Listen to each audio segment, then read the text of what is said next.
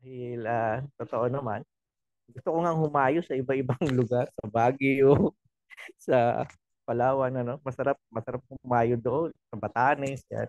At praise God, nakakatuwa dahil kahit sa time pupunta, ay alam mo yon, nandun yung desire mo. Hindi yung ini-enjoy mo lang yung lugar. Hindi talagang desire mo kahit saan ka magpunta, yung ibahagi mo yung salita ng Panginoon.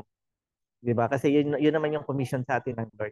Na kahit saan ka magpunta, kahit kapitbahay mo lang, kahit mga kaibigan mo lang, mga tao nakakausap, nandoon yung pagbabahagi natin ng salita ng Panginoon. Kumbaga lagi siya yung una sa buhay natin. Siya yung priority. Siya hindi yung gusto mong mangyari, kundi yung kung ano yung gusto ng Lord na mangyari. Alam mo, year to 2024, ito na naman, pasimulaan na naman ang bagong taon sa buhay natin. Di ba? Ang mga tao punong-puno ng mga resolution eh, di ba? 1 week, 2 weeks eh, talagang tinitiis eh, pero hindi pa matapos yung January, talagang bagsak na. Dahil hindi nga kinaya eh, hindi kinaya yung mga gusto niyang mangyari sa buhay niya. Kaya tuloy, ano na, balik uli sa dati, di ba? Eh wala naman pinagkaiba yan sa mga tao na nananalangin sa Panginoon. Nangangako pa ha, nangangako na, Lord, pag ako binless mo, Panginoon, magbibigay ako, maglilingkod ako sa inyo. Pero nung natanggap mo yung blessings, wala na. Di ba?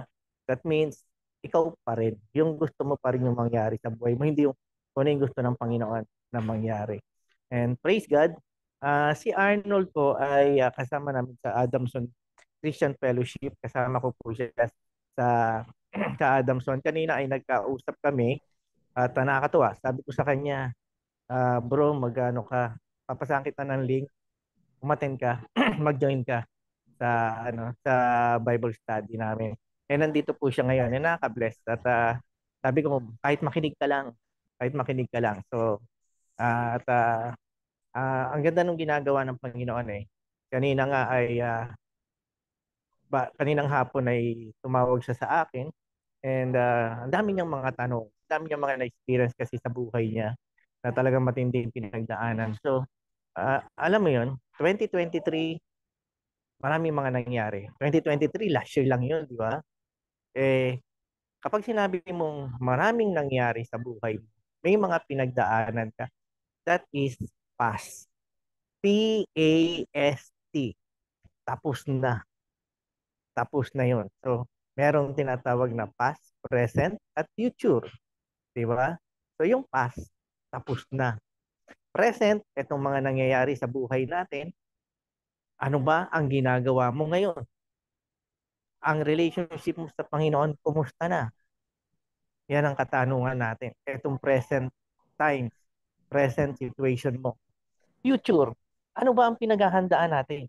Ano ba ang mga nangyayari? Naniniwala ka ba talaga doon sa pangako ng Panginoon? Naniniwala ka ba sa gagawin ni Lord? Jeremiah 29:11, yan sabi ni Arnold kanina sa akin. Sabi niya, Brother David, ano bang ibig sabihin ng Jeremiah 29:11? Parang sa buhay ko, parang hindi yata totoo. So, alam mo yun, tayo kasi yung gumagawa ng mga situation sa buhay natin, yung mga decision, sa atin pa lang, hindi natin pwedeng sabihin na, I don't have a choice. Wala akong choice. Hindi. Tayo ay may choice. We have a choice. Gusto mo yan, ginusto mo yan, at mangyayari sa'yo kung susundin natin yung kalooban ng Panginoon.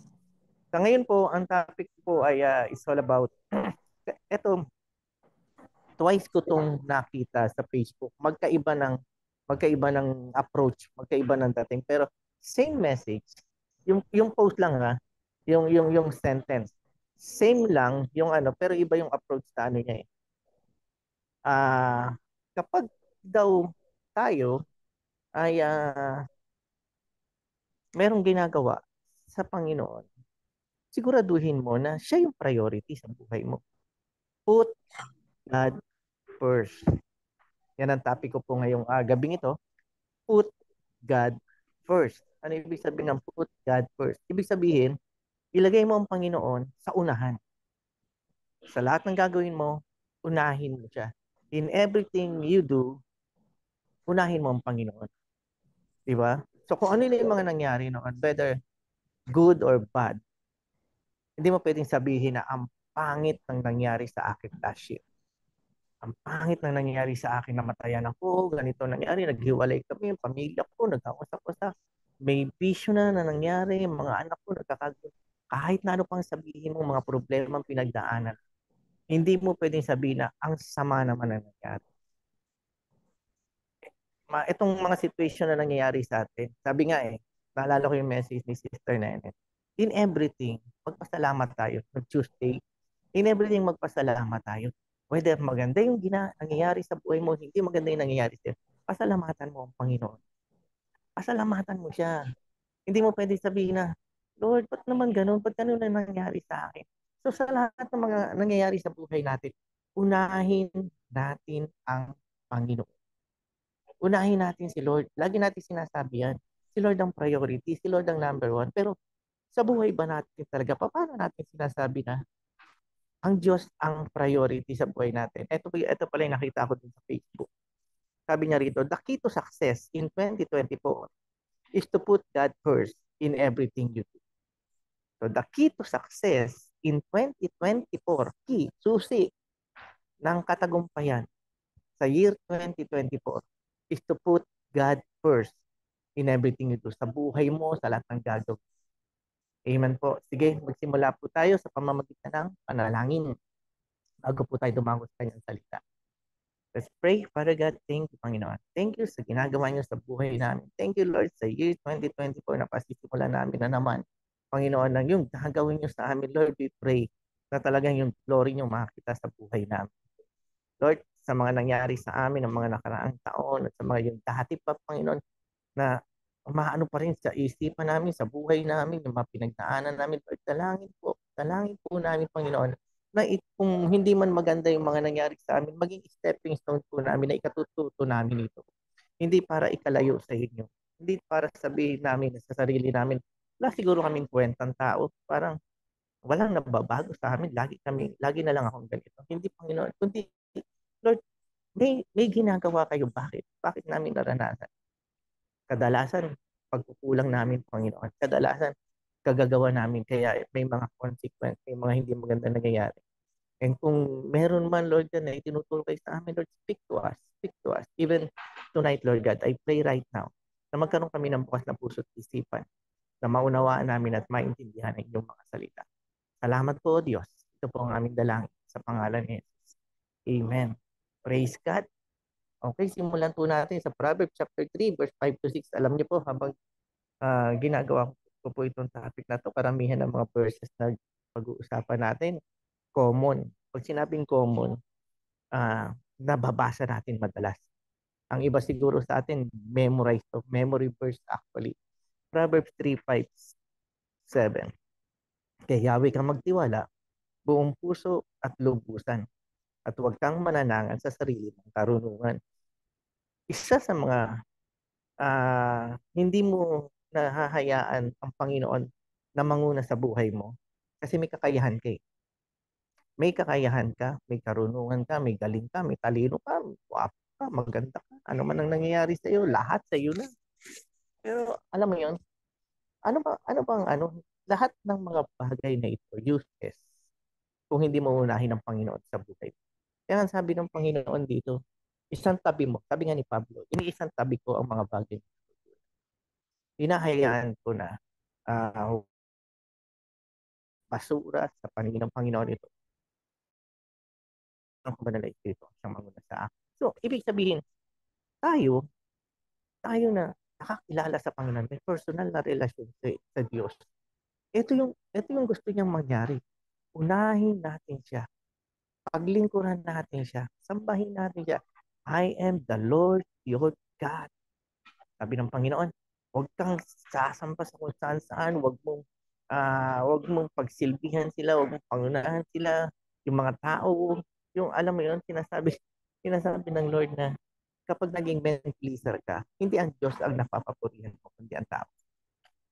So, sa lahat ng mga ito, sitwasyon sa paligid natin, lahat yan, binigay na sa atin actually ng Panginoon eh. Yung yaman, yung kalikasan, lahat na nakikita natin. Dapat ine-enjoy natin na tayo yung nagro-rule dito, hindi tayo yung alipin. Ang kayamanan, hindi natin siya hinahanap. Ang kayamanan ang sumusunod sa atin. Ako ang ibig ko sabihin. Ang ibig ko sabihin, marami tayong mga panalangin sa Panginoon na, Lord, bless me. Lord, uh, tulungan niyo po ako, Panginoon. Lord, kailangan ko po ng ganito. Alam mo, hindi na nga natin, ano eh, kapag ikaw ay uh, inuna mo ang Diyos sa buhay mo, ang lahat ng ito hindi mo nahahangarin. Bakit? Kasi kapag kasama mo ang Panginoon, ang pagpapala sumusunod sa iyo. Lumaragas ang pagpapala, ma-overtaken ka niyan. Dahil talagang grabe yung pagpapala na ibibigay sa iyo na Lord sa pagsunod mo sa kanyang kalooban. Hindi ikaw yung maghanap, Lord, nasa na yung pambayad ko monthly? Nasa na yung kailangan ko? Oh, Lord, may sakit ang aking pamilya, ang aking mga mahal sa buhay. Alam mo yun, kapag tayo is susunod sa Panginoon, nawawala lahat yung mga bagay na pwedeng makalayo sa relasyon mo sa Panginoon. Kasi pag na-focus tayo sa mga pangangailangan, mawawala ang Lord sa isipan natin. Kasi sinabi na ng Panginoon, huwag kang mangamba, huwag kang matakot. Manangan ka sa akin, magtiwala ka sa akin. Ako ang bahala sa iyo. Ako ang magbe-bless sa lahat ng iyong pangangailangan. Hindi mo siya hahanapin. Ang hahanapin mo yung blesser. Ang hahanapin mo yung Diyos na nagbibigay ng lahat ng iyong pangangailangan. Hindi yung pagpapala, hindi yung pambayad ng utang, hindi yung mga pambayad sa mga utility bills mo. Hindi, kundi yung Diyos na nagpo-provide ng iyong pangangailangan. So, the rest, siya nang bahala. Sinabi niya, ako ang bahala, huwag kang matakot, manangan ka sa akin, magtiwala ka sa akin. So, sabi rito, sa lahat ng iyong gawain, siya nga'y alalahanin upang ikay patnubayan sa iyong mga tatahak. Sa landas sa iyong dinadaanan, whether batuhan yan, whether ang daming tinik yan, putikan yan. Alam mo, kapag nakapokus tayo, ang mata natin sa Panginoon, hindi mo na mararamdaman na, Lord, nasusugatan ako, Lord, ang tinik. Lord, ang batuhan, grabe, nakakapilok na ako. Ay, hindi. Hindi mo na siya mararamdaman kasi parang ini-enjoy mo na nakapokus ka sa Panginoon. Yung ibig ko sabihin na kapag ikaw nagmahal ng isang tao, halimbawa may nililigaw, pag may nililigaw ka, parang gusto mo siya lagi makita. Pag nakita mo siya, yung bang wala ka na nakikitang iba. Parang ang nangyayari yung bang uh, nakapokus ka doon sa taong mahal mo, lahat ng mga nangyayari. Parang gusto mo siyang hanging ayaw mo mawawala sa isipan. Di ba? Kahit na sabihin ng ibang tao na, minsan ka muna, bakit kayo ang, bakit kayong dalawa, parang hindi tama, parang, hindi mo papansinin yung sasabihin ng ibang tao. Kasi mahal na mahal mo yung tao. Gagawin mo ang lahat para makasama mo siya. Ganun din ang Panginoon, di ba? Kahit na anong sabihin ng tao sa paligid mo, pag minahal mo ang Panginoon, hindi mo mararamdaman yung sakit. Kahit na may sinasabi silang hindi maganda, merong mga nangyayari hindi maganda sa buhay mo, sa pamilya mo, nakapokus ka sa Panginoon, hinahayaan mo na ang Lord ang una sa buhay. Priority siya sa'yo. Wala kang iniintindi na nangyayari sa iyo. Lord, nagkakagulo na pamilya namin, paano? Hindi, alam mo na si Lord ang mag-aayos sa pamilya mo. At the right time and at the right place, may gagawin si Lord sa iyo. Then sabi rito sa verse 7, huwag mong ipagyabang ang iyong nalalaman. Igalang mo't sundin si Yahweh at lumayo ka sa kasamaan. So, anong pwede natin ipagmalaki? Anong pwede sabihin mo sa Panginoon? Pag nauna na nagmamalaki ka na, yan ay kinapag ni Lucifer eh. Yung authority, yung power na ibinigay sa kanya, parang, hey, kaya ko palang gawin to, alam ko to ah. Sige nga, siguro kaya kong pantayan ng Panginoon. Diba? Yung mga tipong ganyan, gusto niya, magkaroon siya ng na pantayan ng Diyos. Na dahil sa power, dahil sa authority na meron siya, eh gusto niya maging siya, ikapantay niya ang Panginoon. Pero alam mo, yun ang kinabagsak, yung pride, yung power. Kapag meron ka niyan, at hindi mo hinayaan na ang Diyos ang, alam mo yun, yung lagi mo sinasabi, to God be the glory, glory to God, and yet glory to you pala. Di ba? Yung hindi na glory to God, glory to me na, glory to me na. So, sa buhay Kristiyano, pag naka-enter ang kaaway sa pamamagitan ng pride, sa pamamagitan ng power mo, yung authority mo, yung kapangyarihan mo, lahat meron ka. Ikaw yan. Hindi si Lord ang nagpapatakbo ng buhay mo. Hindi si Lord ang nangunguna sa iyo. Ikaw yan. Kasi nga, hindi mo hinayaan na pangunahan ka ng Panginoon. Kaya darating ang time, yung panalangin mo, yung pakikipag-usap mo sa Panginoon, mali na, hindi na tama. Dahil kasi nga, ikaw na yung nangunguna. Ako nga na kasi isa sa mga isa sa mga ah, yung dapat nating yung hayaan natin ang Panginoon na manguna sa buhay natin. Dapat constant communication sa Panginoon through prayers. Unahin mo si Lord sa pamamagitan ng panalangin mo. Number one, start your day with prayer. Kung talagang gusto mo na ang Panginoon na manguna sa buhay mo, ang Panginoon ang siyang maghari sa iyo, prioritize mo, start your day through prayer. Di ba sabi nga, bago mo unahin ang iba, bago mo unahin ang mga gagawin, makipag-usap ka muna sa Panginoon. Kasi kung walang prayer, yung buong araw mo, ang mangyayari niyan, sabog eh. Maka-encounter ka ng mga taong makukulit, maka-encounter ka ng problema, wala, taranta ka na. Pero kung ang Panginoon nasa iyo, hindi ka basta-basta mamumove. Anumang balita, masama man o hindi, hindi ka basta-basta mamumove. Praise God. Nagpupuri ka, nagpapasalamat ka sa Panginoon sa lahat ng mga nangyayari sa iyo. Eh nakakasabi nga sa Matthew 6:33, no? Matthew chapter 6 verse 33. Diba? Puro mga memory verse lang itong ating pag-uusapan. Sabi rito, Matthew 6:33, ngunit higit sa lahat ay pagsumikapan ninyo na kayo'y pagharian ng Diyos at mamuhay ng ayon sa kanyang kalooban at ibibigay niya iyon sa inyo ang lahat ng inyong pangangailangan. So, meron ka pa bang, dito pa lang meron ka pa bang hihilingin sa Panginoon na hindi niya kayang ibigay? Lahat posible, di ba?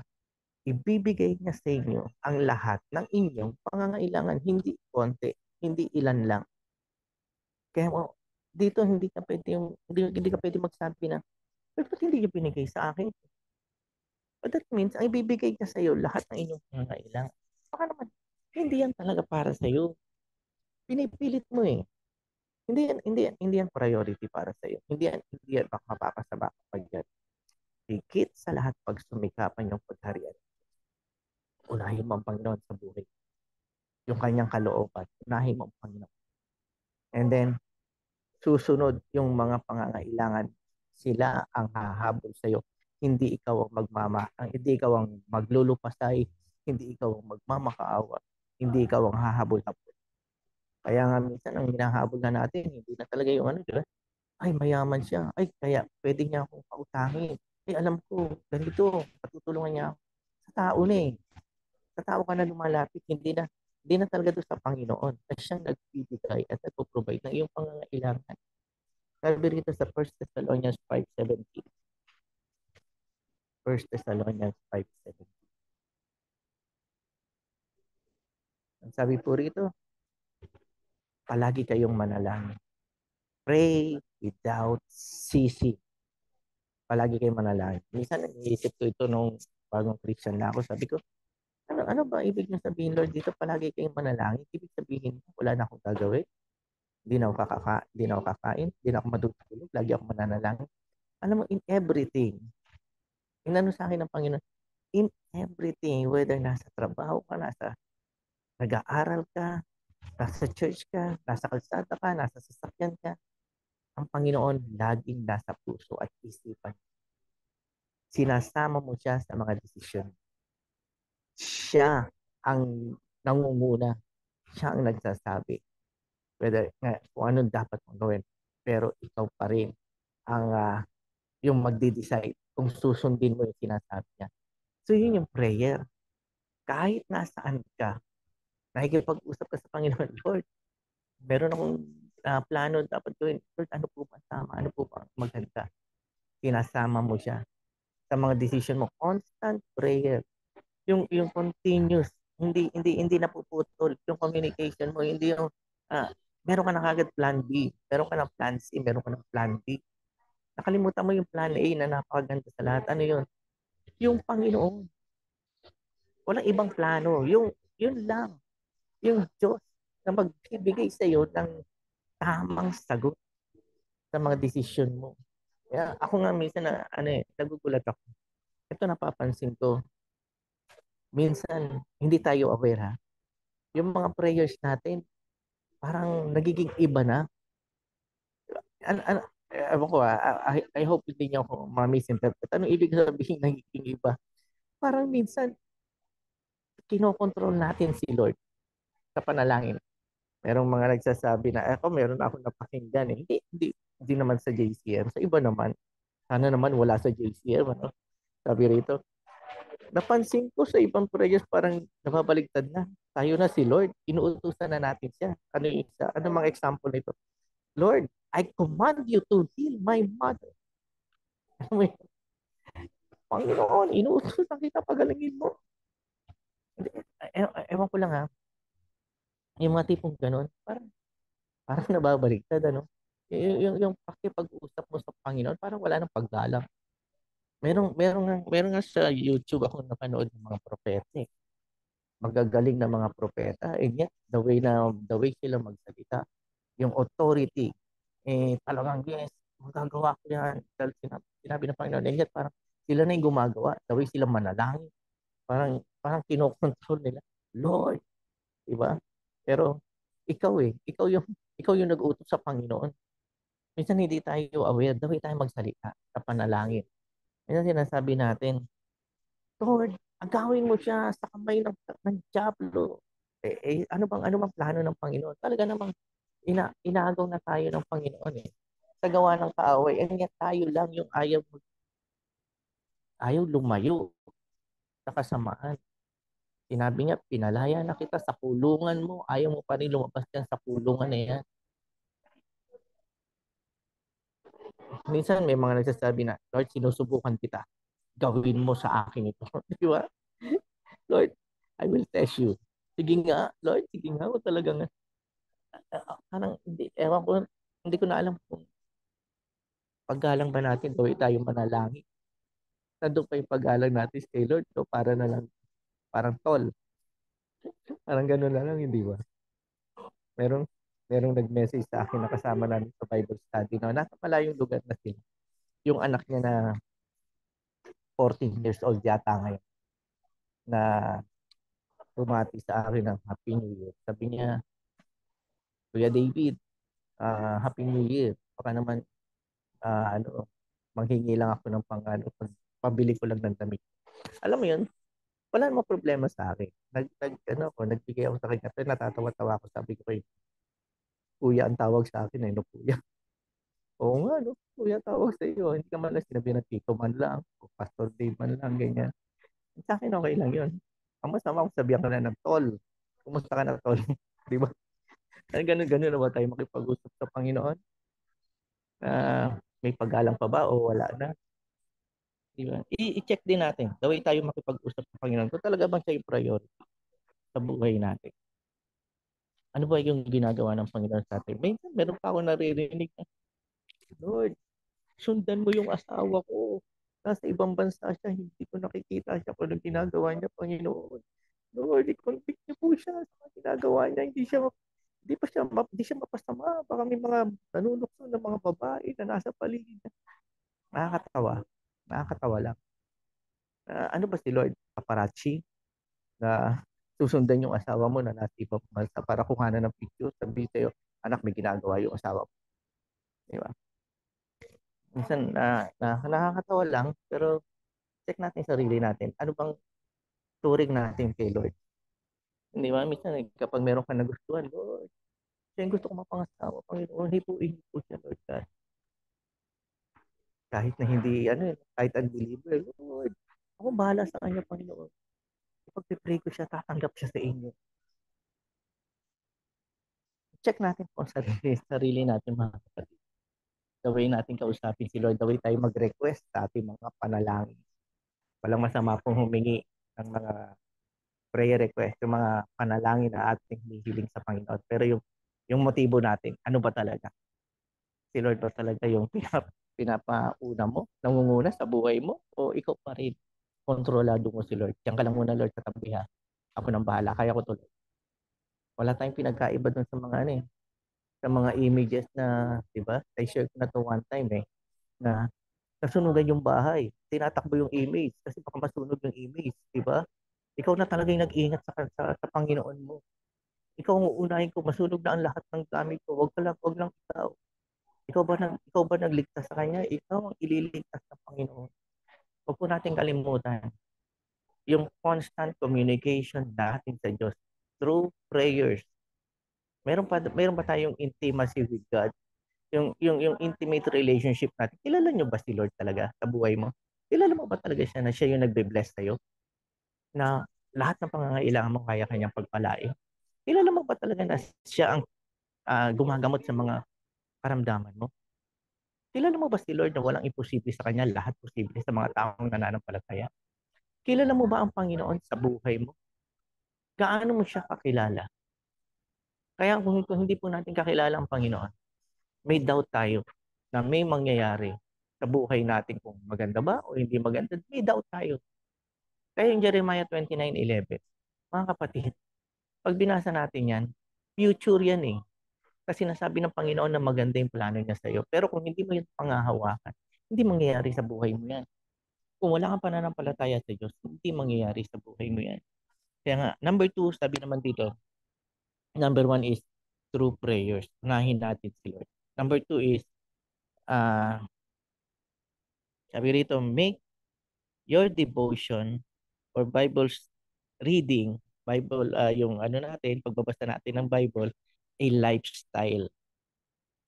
Maging lifestyle yung pagbabasa natin ng salita. No? Meron ako mga nakausap na tanong, nagbabasa ka ba ng Bible? Minsan po, ay, bakit pa minsan? Kapag may pangangailangan, saka ka nagbabasa ng Bible. Maging lifestyle po natin, yung pagbabasa ng salita ng Panginoon, yung ano ko, yung ine-enjoy mo. Nasa ninanamnam mo talaga yung salita ng Panginoon na kapag nabasa ko, wow, galing talaga. Yan ang buhay natin eh.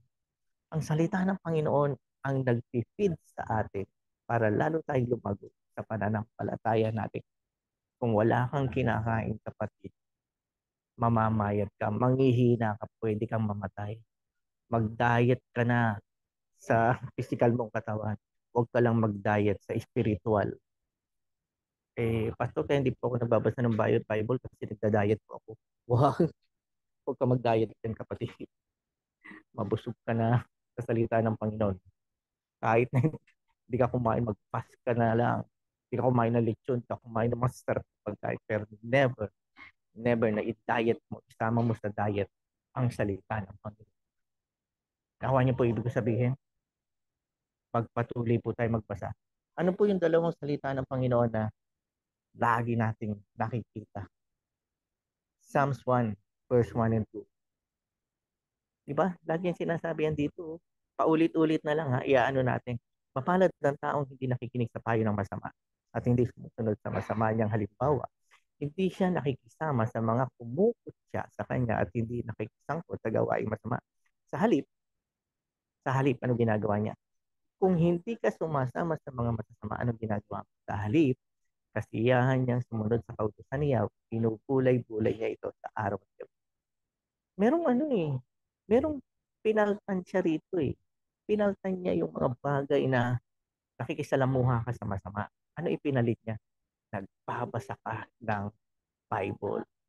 O ngayon, kung gusto mo makipagchismisan, kung gusto mo makipagkwentuhan sa mga naninira ng kapwa niya, sigurado ako, hindi ka nagbabasa ng salita ng Panginoon. Kasi ipinalit mo yan doon sa salita ng Panginoon. Mas gusto mo yung meron kang kakwentuhan, meron kang sinisiraan, may mga bagay na mayroong mga bagay na ginagawa ka na hindi kalooban ng Panginoon. Iswaksi na po natin yan. Magbasa tayo ng salita ng Panginoon, bulay-bulayin natin ito araw at gabi. Lalayo tayo sa kapahamakan. Lalayo po tayo sa mga gawa ng kaaway. Kasi nga, Kapag naranasan mo magbasa ng salita ng Panginoon, i-enjoy mo siya. I-enjoy mo yung relasyon mo sa Panginoon. I-enjoy mo yung wisdom na binibigay niya sa'yo. Wala kang time sa mga gawa ng kaaway. Wala kang time sa chismis. Wala kang time sa paninira. Wala kang time sa mga bagay na hindi gusto ng Panginoon na mangyari sa iyo. Amen po. Joshua 1:8. Sabi po rito sa Joshua 1:8, ano sabi? Huwag mong kaligtaang basahin ang aklat ng kautusan. Pagbulay-bulayan mo iyon araw at gabi. Huwag mong kaligtaan. Huwag mong kaliligtaan. Huwag mong kaliligtaan. Paulit-ulit po yan. Ano, eh, pastor, pasensya na po. Kasi parang may Alzheimer's na ako. Nakalimutan kong magbasa. Ganun ba yun?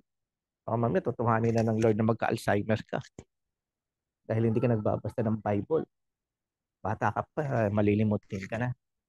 Huwag mong kalilimutan magbasa at pagbulay-bulay mo. Hindi lamang magbasa, pagbulay-bulay mo yun araw at gabi upang matupad mo ang lahat ng nakasaad doon. Sa ganon, pagiging masagana at patagumpay ang iyong pamumuhay. Kinalimutan mo yung una eh. Ang tinanggap mo lang yung pangalawa eh. Lord, gusto ko magkaroon ng masaganang buhay, tagumpay na buhay. Di ba? Yun ang kine-claim mo eh. Ito nga eh. Alam mo, taon-taon. Hindi lang taon-taon. Linggo-linggo. Oh. Kahit araw-arawin mo pa yung pagde-declare. I declare healing. I declare blessing. I declare wisdom, financial breakthrough. Tuwan-tuwa tayo. Kahit na ilang beses ka pang magsasalita ng ganyan declaration. But Lord, I receive it, Lord. I claim it, Lord. Ang saya-saya mo pa, tuwan-tuwa ka pa. And yet, hindi mo sinusunod si Lord. Hindi mangyayari sa iyo yan. Kahit claim ka ng claim. Lord, bakit naghihirap pa rin ako? Lord, ba't ganito nangyayari sa akin? Walang pagsunod. Kaya mga ang nakalagay dito, unahin mo siya. Prioritize mo ang Panginoon sa buhay mo. Hindi mo na nga, sabi ko sa inyo hindi mo na susundan, hahanapin yung pagpapala. Sila ang susunod sa iyo. Masaganang buhay, matagumpay. Sila ang maghahabol sa iyo. Kulang na lang sabihin mo, pagpapala, hanapin mo ako, hanapin mo ako. Blessings, hanapin mo ako. Di ba? Ganun na lang eh. Siya ang maghahanap sa iyo, siya ang maghahabol sa iyo kung susunod ka sa Panginoon.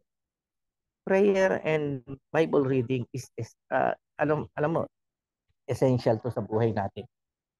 Napakahalaga nito sa atin. Kaya wag natin kalimutan. Ang prayer nga, backbone niya ng church eh. Praise God. Maraming mga tao, maraming mga mananampalataya sa atin din na talagang nananalang. Madaling araw nananalang. Talagang nagpupursige na makipag-usap sa Panginoon. Number 3, maximize your faith. I-maximize mo yung pananampalataya mo. Huwag kang maging kontento na ganyan ka na lang. Hindi ka ganyan ka. Ayaw ng Lord na ganyan ka na lang. Kontento ka lang dyan. Ay, okay na po ako dito. Ganito na lang po ako. Parang masaya na po ako ng ganito. Ha? Huwag kang makontento sa ganyan. Kaya nga, bakit niya sinasabing magbasa ka na magbasa ng Bible? Para yung pananampalataya mo lalo tumatag. Lalo kang magtiwala at manangan sa Panginoon. Bakit? Kasi the more, araw-araw, di ba? Sabi nga sa Lamentation 3:23, they are new every morning. Sa bawat araw, pagbukas pa lang na umaga, laging bago yan. Hindi yan luma. Huwag kang makontento sa lumang bagay. Makontento ka sa bago sa ginagawa ng Panginoon sa iyo. So lahat yan, they are new every morning. Bago lagi. Perfect sa buhay mo ang salita ng Panginoon. Kaya walang puwang ang problema sa buhay mo na iminamagnify mo kasi inuuna mo si Lord.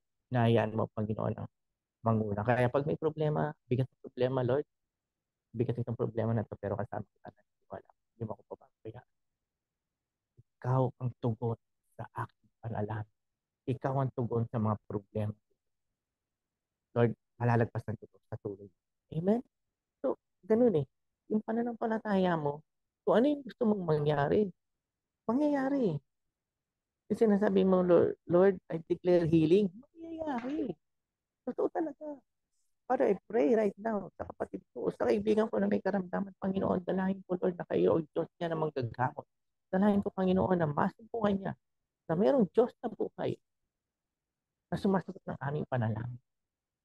Di ba, Lord, sabi niyo sa salita niyo, kayo ang aming doktor. Pagalingin niyo po siya, Lord God. Pero parang nagda-doubt ako, Lord, parang mamamatay na siya.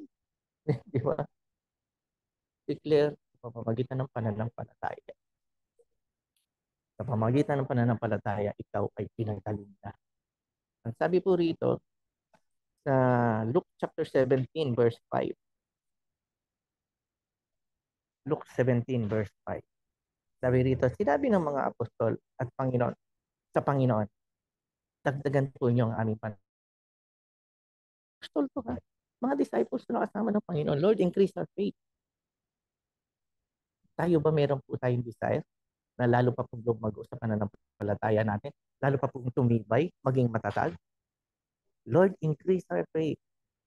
Na habang-habang ako, Panginoon, ay nagpapatuloy sa paglakad sa akin sa landas ng kabanalan, magtitiwala ako sa inyo, mananangan ako sa inyo.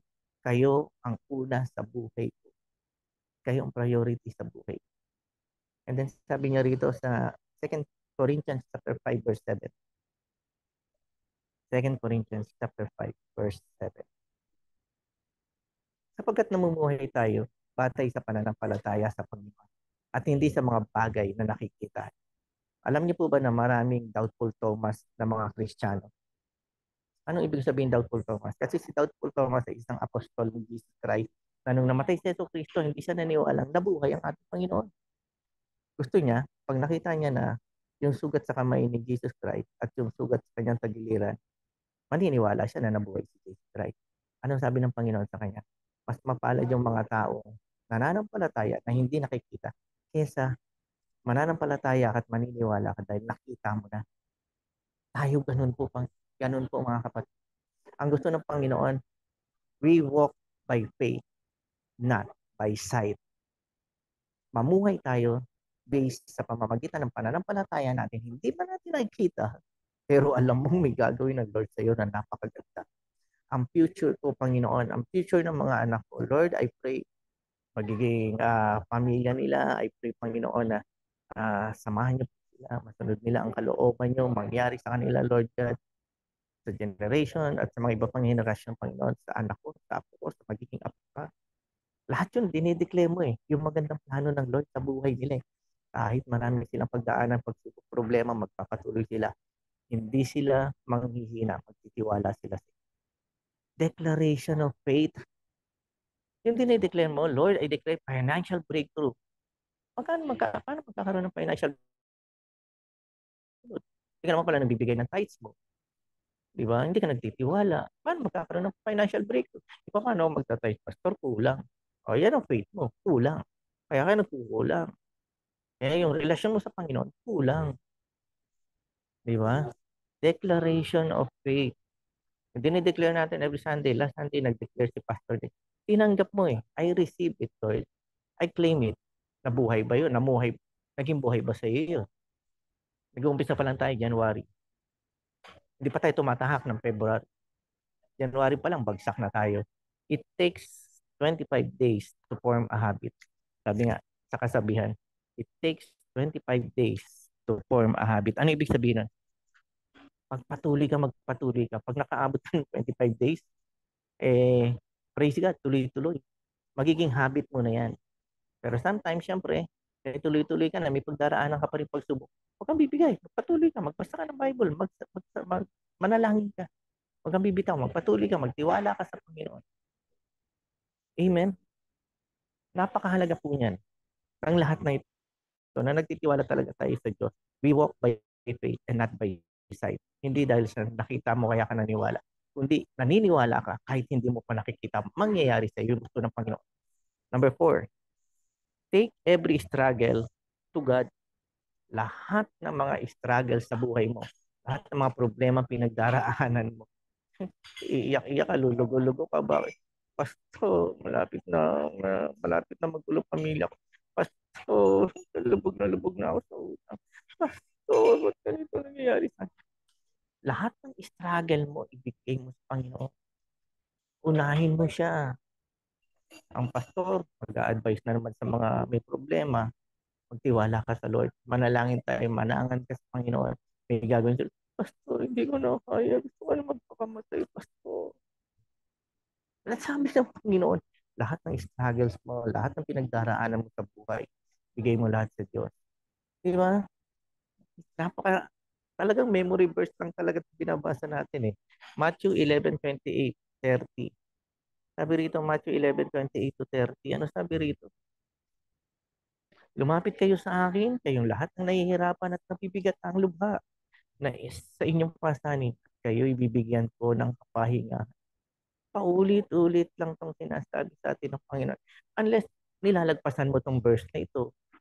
Pag nagbabasa ka ng Matthew chapter 11 hanggang 27 ka lang, hindi mo na binabasa yung 28. Na kapag meron tayong mga pinagdaraanan sa buhay, mga pasanin, ibigay natin sa Lord. Bibigyan niya tayo ng kapahingahan. Pasanin niyo ang aking pamatok at sundin niyo ang aking mga itinuturo sapagkat ako'y maamot sa pagpakumbabang Lord. Sundin ang aking itinuturo. Binasa mo yung 28, Lord, salamat Panginoon. Nagkakaroon ako ng ginhawa. 29, hindi mo na binasa. Bakit? Kasi pagsunod na to eh, Lord. Hindi ko kaya sundin yung kalooban mo. Hindi ko kaya magpakumbaba.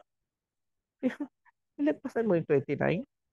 Pasanin mo yung pamatok niya, maranasan mo yung totoong pangako ng Diyos na ang gaang-gaang sa presensya ng Panginoon, lahat ng problema mo mapapawi, lahat. Totoo yun. Sino dito sa atin na makakapagpatunay na nung lumapit ka sa Panginoon, yung mga problema mo, gumaang. Di ba ang dami? Ngayon, kung hindi gumagaan yung problema mo na lumapit ka sa Panginoon, that means there is something. May problema ka talaga sa relasyon mo sa Diyos. May problema ka sa relasyon mo sa Panginoon. Until now, marami ka pang hindi sinusuko sa Panginoon. Hindi mo sinusunod ang kalooban ng Lord. Sabi rito, sapagkat madaling dalhin ang aking pamatok at magaang ang pasaning ibinibig. Ito pinanghahawakan ko ito. Kahit ang bigat-bigat mo. Kahit ang bigat-bigat ng mga pinagdaraanan ko, pinanghahawakan ko. Alam niyo po, kaumpisa ng taon, parang ano no? Parang napakakulang na lang, bigyan ka ng halo sa ulo. Na ang bait-bait mo, talagang ayaw mo na parang hindi ka makabasag pinggan. Biglang may problema. Iinit ang ulo mo. Diba? Yung halo mo, gusto mo ng putuli. Sa ulo, hindi ko pa kaya magpakabait. Gusto kong bumait, pero hindi ko magawa. Alam mo yun, yung, yung situation sa buhay mo, hindi talaga tayo talaga sa mo, Lord. Focus ako sa inyo. Magtitiwala ako sa inyo.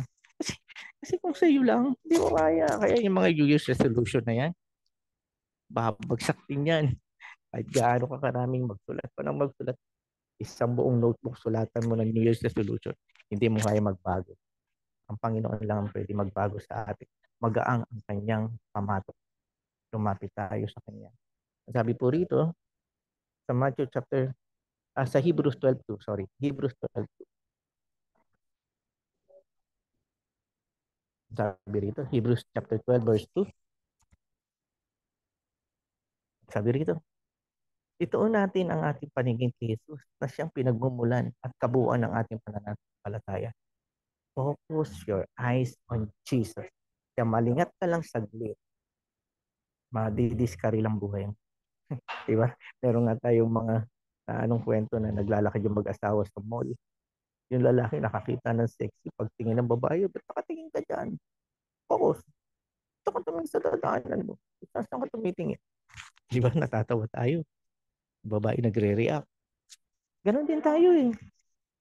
Pag may nagustuhan natin yung bumili ng ganito, nagustuhan natin yung mga bagay na ganito, hindi mo na inuna ang Panginoon, wala. Nawala na yung focus mo sa Panginoon sapagkat napatingin ka na sa iba. Focus your eyes on Jesus. Siyang pagmumulan at kabuuan ng ating pananampalataya.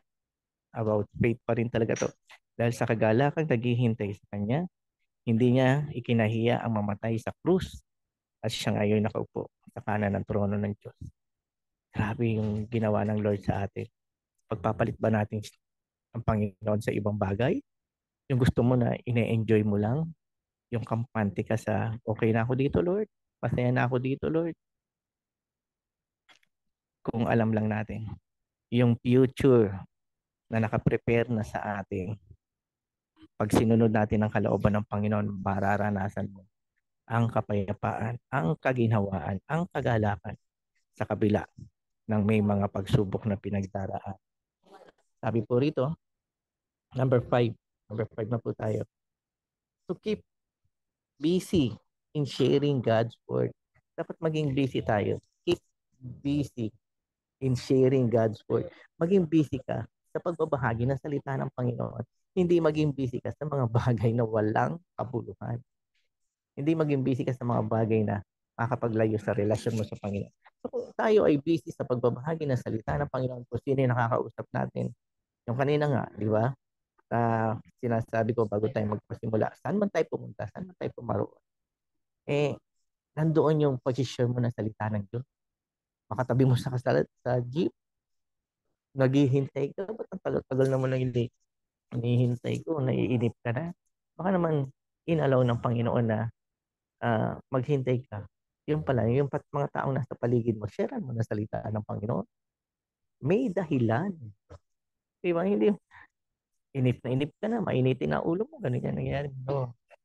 Hindi tayo dapat pag ano doon. Kasi pag naging busy ka sa mga bagay na dumarating na problema sa iyo, wala, babagsak ka. Pero kung busy tayo sa pag-share ng salita ng Panginoon, kasi pagkatapos mo mag-share ng Word of God, ano nangyayari? Ang saya mo. Pastor, grabe. Kanina may nakasabay ako sa jeep. Sinira ko ng Word, nag-pray kami. Tumanggap sa Panginoon. Grabe. Diba? Papasok pa ba yung problema doon? Yung excited ka na i-share? Grabe ginawa ng Lord. Nag-pray kami. Ganun, pareho kami ng problema. Pero talagang Lord, isang excited ka eh. Yung ginagawa ng Lord sa buhay mo, excited kang ikwento. Nagkukwento ka na ba ng testimony na? Pwede po ako magbigay ng testimony. Ito po ang testimony ko. Binless po ako ng Lord. Nangailangan ako. Pinagpala niya po ako. Yung aantukin ka sa kwento niya na parang hindi siya pinagpala. Para bang kulang na lang. Bigyan mo na rin siya. Sige na kapatid. May kulang pa ba doon sa pangangailangan mo? Ito na rin. Bigay ko na rin. Kasi the way siya magbigay ng testimony, parang hindi ka maano eh. Hindi, ano ba yun? Hindi ka maniniwala na pinagpala siya. Kasi nga, hindi credible. Lungkot pa rin. Binless ako ng Lord, may nagbigay sa akin. Walang kabuhay-buhay. Ako, kapag talagang ang Diyos ang dumalaw sa buhay mo, talagang nandoon yung tuwa mo eh. Nandoon yung galak mo. Kahit ano pa humarang dyan, wala akong pakialam. I-share ko ang salita ng Panginoon. Excited ako to share the word of God. Ang sabi rito, ito nakalagay, hindi, wag na nating ano yun, pero ito kasi Great Commission. Matthew 28:19 to 20 and Acts 1:8. Ang sabi rito, basahin na lang po natin mamaya bago tayo matulog. Nakalagay dito na tayo ay inatasan ng Panginoon na magbahagi ng salita ng Panginoon. Ibahagi natin, i-share natin ang salita ng Diyos. Ang Panginoon, ang banal na Espiritu ang magbibigay ng karunungan sa atin. Wala kang dapat ikatakot. First time mo na mag-share ng Word of God, wala kang dapat ikatakot. Talagang pag, pag, pag may binigkas ka sa salita ng Panginoon, talagang makikita mo na ang Lord ang gagalaw. Kanina takot eh. Kanina wala kang alam eh.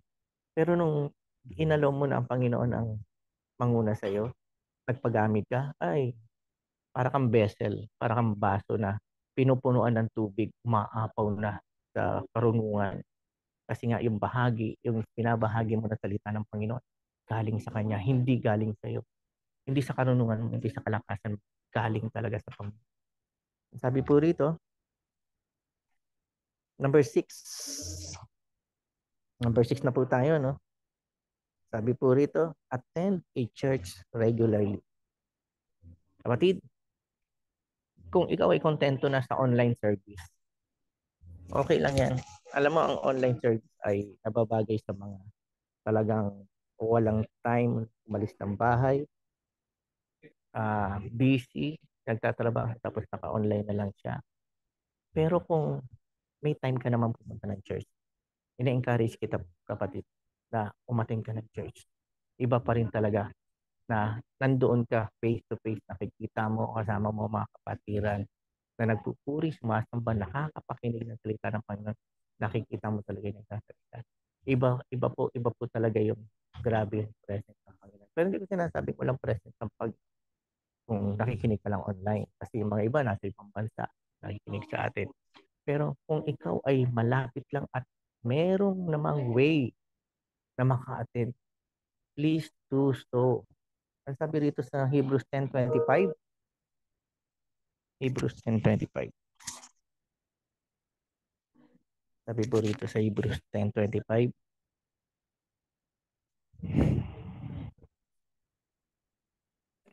Okay. Sabi Hebrews chapter 10 verse 25. Okay. Ang sabi po rito, huwag nating kaligtaan ang pagdalo sa ating mga pagtitipon gaya ng ginagawa ng ilan. Sa halip, palakasin natin ang loob ng isa't isa, lalo na ngayong nakikita natin malapit ang araw ng Panginoon. So, ano ibig sabihin dito? Alam mo, iba pa rin. Yung palakasan na nakikita mo isa't isa, talagang nagkukumustahan kayo. Nagpapalakasan kayo, nagpapatatagan kayo ng pananampalataya. Iba po talaga. Diba? Huwag po kayo makontento na, ay, dito na lang ako. Tatamad akong magano sa katipid. Di ako mamamasahe. Di ba? Kung dinisire mo yan talaga na umattend mismo doon sa venue, ako, sarap pala, ang sarap talaga, ang sarap ng pakiramdam. Kapatid, ina-encourage kita. Huwag mong kakaligtaan. Huwag ka makontento na, ay, mamayang gabi na lang ako manonood. Hindi ko napanood ngayon. Mas magandang unahin natin ang Panginoon. I-prioritize po natin siya sa buhay natin. Kung talagang mahal natin ang Lord, gawin po natin. Kasi para sa atin po yan. Para sa atin po. Yung sinasabi ng Panginoon. Ang sabi rito, last, number 7. Rating ko lang po Number 1, start your day with prayer. Yung constant communication kay God. Number 2, make your devotion or Bible reading a lifestyle. Number 3, maximize your faith, pananampalataya mo. Number 4, take every struggle to God. Lahat ng mga problema natin, bigay mo sa Panginoon, bahala si Lord yan. Number 5, maging busy po tayo to share God's word. Maging busy tayo. Maging busy po tayo, huwag tayo mahiya mag-share. Number 6, attend the church regularly. I-desire po natin yan. I-desire po natin yan. Maganda po, mga kapatid, na nakikita namin kayo every Sunday. Nakakasalamuhan namin kayo. And number 7, involved in a church ministry. Ma-involve po tayo, church involvement. Meron po tayong talento na binigay ang Panginoon sa atin, mga kapatid. Yung talent na yan, gamitin po natin sa tama. Part po tayo ng body. Every part ng body, lahat gumagalaw, lahat kumikilos. Whether naglilinis ka lang, whether nasa Ministry of Health ka lang, hindi ikaw yung nandun sa stage, kumakanta, mahawak ng instrument, masyadong galing-galing naman yun, dami yung talent.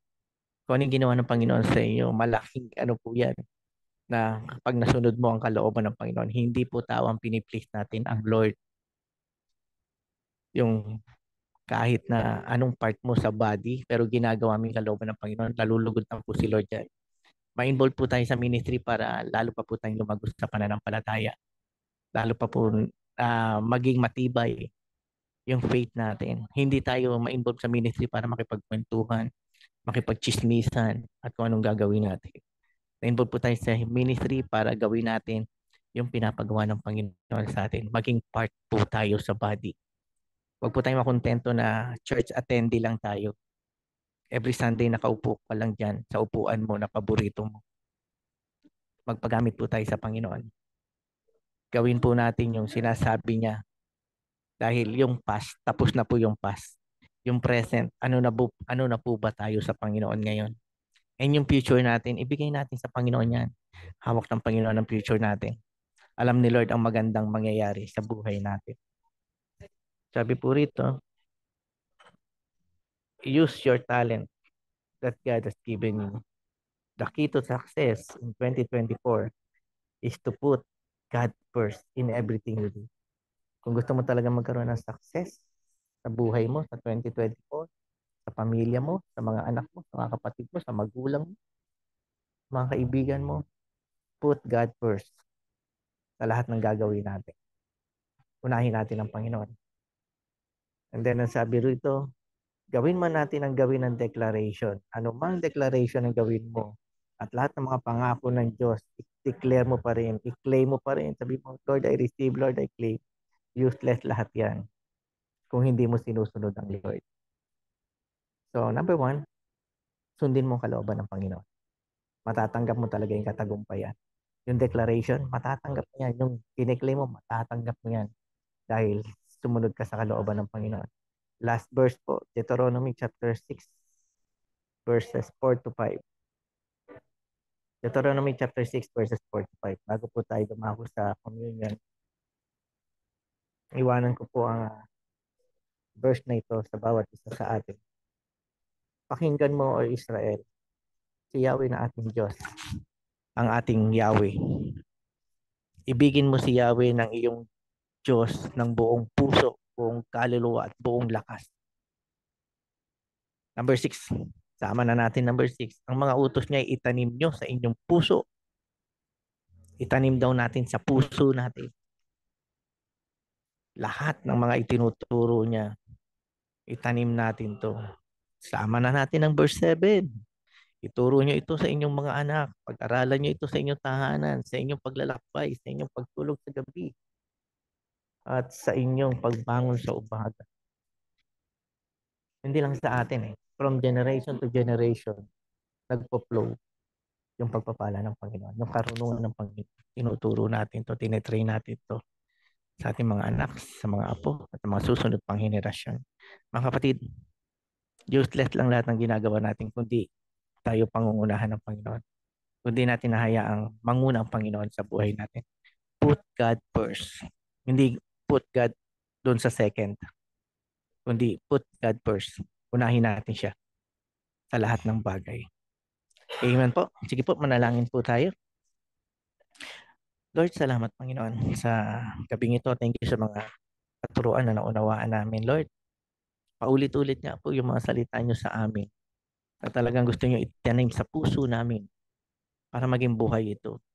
Hindi kayo magsasawang ituro sa amin, paalala sa amin ang mga salita nyo. Ang past, tapos na. Sabi nyo sa amin, do not dwell on the past. Tapos na ang lahat na yun. So, dapat maging katututunan namin yung mga bagay na mga pinagdaanan namin na hindi maganda. Itong present namin, Lord God, salamat. Dahil kayo ang nagbibigay ng paglago sa aming pananampalataya. Na nagpapatuloy kami, Panginoon, sa aming buhay Kristiyano na hindi kami stagnant, kundi lumalago sa pananampalataya. Yung future namin, Lord, hindi kami dapat matakot, hindi kami dapat kabahan, hindi kami dapat mawala ng pag-asa kasi ang ganda ng future na pangako nyo sa amin na ibibigay nyo sa amin sa mga taong sumusunod sa inyong kalooban. Salamat po, Panginoon.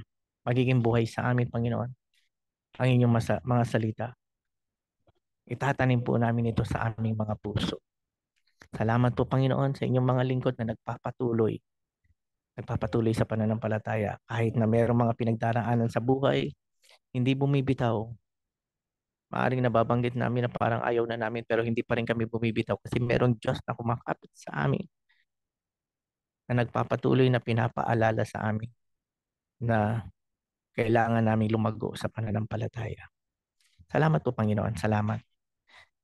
Salamat po, Diyos. Ito po ang aming dalangin sa pangalan ni Jesus. Amen. Ito, dumako na po tayo sa communion.